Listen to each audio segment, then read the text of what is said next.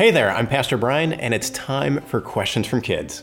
Daniel from Wilmington, North Carolina asks, Does it matter how often I go to church? Will God be mad at me if I'd rather stay home?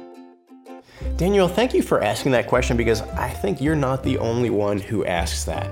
You know, today's Bible story really gives us some insight to how we can answer that question, though.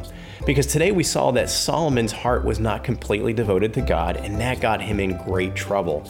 Over time, he just gradually abandoned God. He walked away from God, stopped worshiping God with all of his heart, and that's why God disciplined him.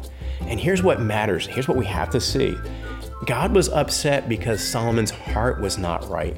Solomon had walked away from God in his heart, which caused him to walk away in his actions.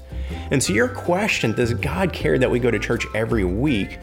What happens if I don't want to go? Well, here's the thing. I need to take that into two parts. The first one is, does God care if I go every week? God is not keeping some cosmic scoreboard. He's not keeping track of every time you're there and for how long and so forth. It's not about that. But that second part of the question, I think, is where we have to camp out.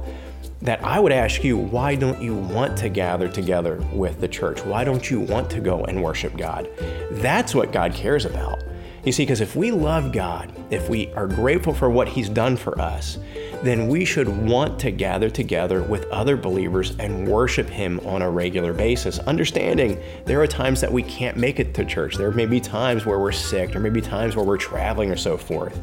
But in general, our heart posture should be one of wanting to be part of God's church, worshiping with other people who love God like we do. So here's a question for you. How can you show your love for God this week?